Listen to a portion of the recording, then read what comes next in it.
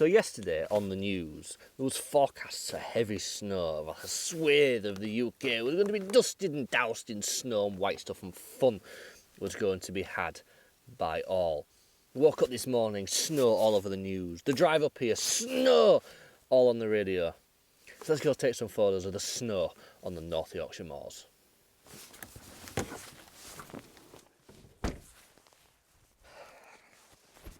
So much snow. Hey.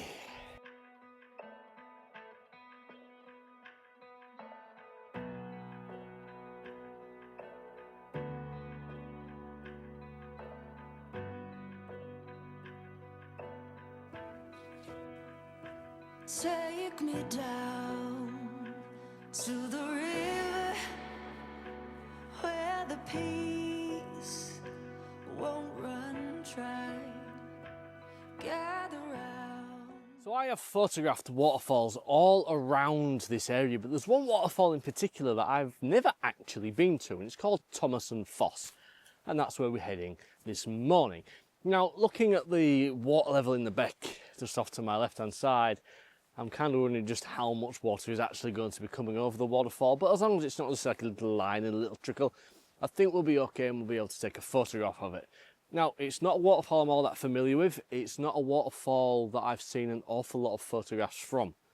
So in all honesty, I don't actually know what I'm going to do when I get there. So this is going to be a learning curve for me, and you're going to get to see it all. Let's get stuck in and get down to the waterfall and just see what we can do with it.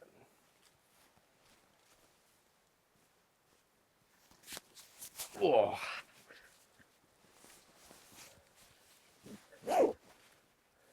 So, made it down the track, and the waterfall is just the other side of this big boulder, and there's actually a good amount of water coming over it. I was a bit worried when I saw the level of the water in the beck that it'd just be a little trickle coming over, but there's actually a good amount of water coming over. And it seems like there's a lot of little smaller waterfalls around as well, so we may be able to get in and amongst that. It's not an area, like I say, that I'm all that familiar with, so I'm not too sure what it's going to be like for space when we get down there. I'm looking forward to this one. I say it's a waterfall that's always kind of evaded me. Maybe it's because I don't know where it is, or maybe it's just because it was just a little bit out of the way for the other waterfalls in the area that I've come to take photographs of. Well, let's get down, let's try and figure this out and see what it's all about, and just see if we can't take a couple of nice photographs of this waterfall.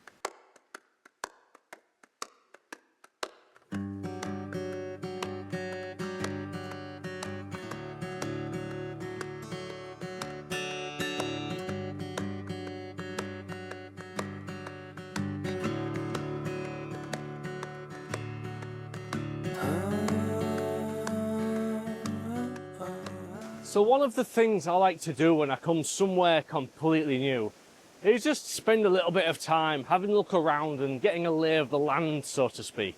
Trying to find any obstacles, any problems that may arise, anything that may hinder a tripod or camera, anything I may injure myself on. And there's a lot of that here. So it's going to be a very careful, a very thought out, and just a take your time kind of photo shoot today. A lot of the mossy rocks are really very slippery. I'm already covered in green slime and sludge just from having a look around. So coming somewhere new, always look for potential hazards, anything that may impact you or your camera equipment, and just take your time, have a think, and just see if you can think things out before you put yourself into a situation where something could go wrong.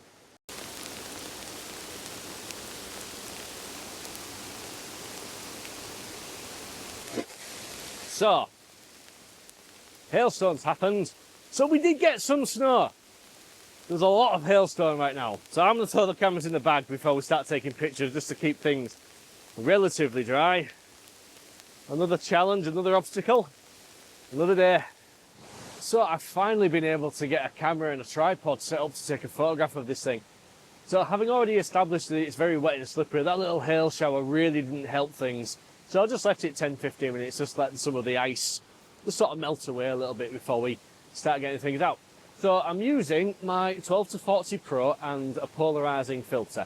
We have the live ND turned on the OM1. I'm going to take a long exposure of the waterfall. So with ND64, that's giving me 8 seconds worth of exposure time, f6.3 and ISO 200. And I'm actually underexposing this by a stop. there's some bright highlights, and I kind of just wanted to keep them under control. I can always raise the exposure in the shadows a little bit later on when we get home, but I just really wanted to, you know, protect the highlights a little bit more in the field. So I guess we'll just go ahead and take this photograph. So I'm using a little bit of this pool behind me as a foreground. Using the polarizing filter, we're able to cut through the reflections in the water so you can see some of the riverbed below. We've got the big green mossy rocks off in the distance, and the waterfall just on the top left hand with the third point off in the distance. So here's that photograph taken. I'll show it to you. We'll have a potter about and see if we can find another composition, maybe a little bit cleaner and a little bit closer to the waterfall.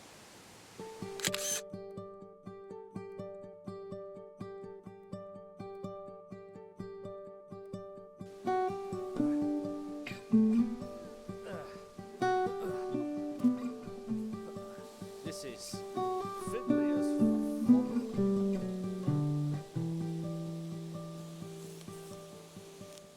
So this is just the sketchiest waterfall that I've ever tried to take photographs of. Everything is a scramble over wet, mossy rocks. The hailstones come back again. I'm currently sheltering under a little bit of an overhang there, and I'm just kind of sheltering out of the rain. But wow, it's so difficult. If I spin the camera around, you can see where the camera and the tripod are there. They're just not in a spot that you really want them to be in. So I'm just going to wait for this little hailstone shower to pass once again. Hopefully we'll get a nice sort of punched in photograph of the waterfall and all of the green mossy rock that it's coming over. But man, to be honest, I'm not going to be sad to leave this one behind. It's a nice waterfall, but to take photographs of, oh, it's difficult. So here with this spot where we are right now, I decided to take this photograph with everything else kind of in the bag, and I just sort of wanted to show you it on the back of the camera after it had been taken. There's no way I was getting more cameras and more tripods, and I kind of just wanted to keep everything safe away from this waterfall. But what we've got the waterfall coming in from the sort of middle left area with all of the greenery and the rocks in the background and everything, and it looks quite nice on the camera. Obviously the polarizing filter has since been removed. The hailstone kind of soaked that, and I got water droplets all over it, so I'm going to need to dry that again before we take some more photographs. But here's the shooting settings. It was 10 seconds, f6.3, ISO 200, and despite the camera saying it's a 1.3 stops overexposed, it wasn't. If anything, it was maybe a little bit underexposed just to stop the waterfall blowing out as it is. But once again, there it is on the camera. Let's see if I can focus a little bit better.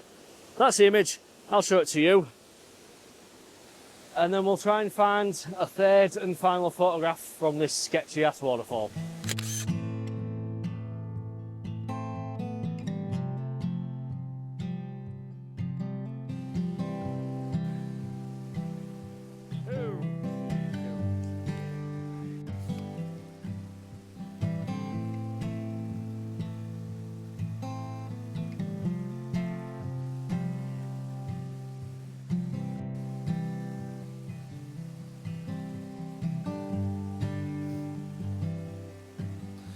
Looking for a map up in the stars.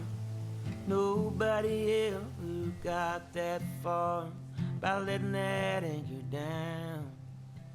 Don't let the water take you out.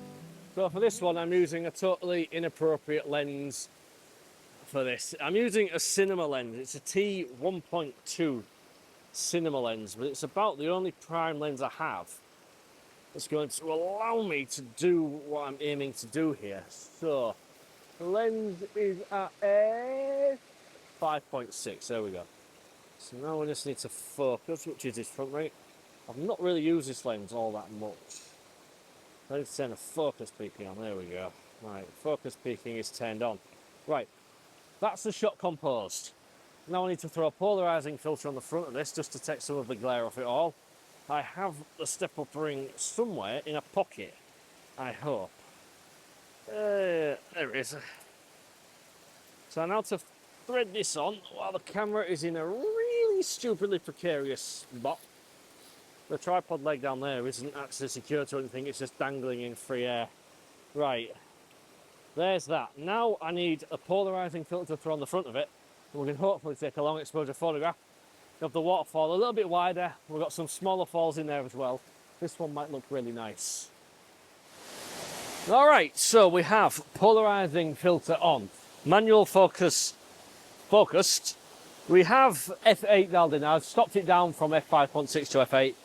It was just overexposing a little bit at 5.6, and I didn't really want that, so let's have a look. So we're at 15 seconds, f8, ISO 200. We're still a stop underexposed, but I'm doing that purely to keep the waterfall from overexposing during the photograph. Let's go using a 2-second timer, the ND64 built into the OM1. Hopefully a rather nice photograph of a waterfall just to finish this really mucky, wet, sketchy, dangerous death. Things are probably broke. I'm now broke. You see where it's going. No, that's all right. Here it is.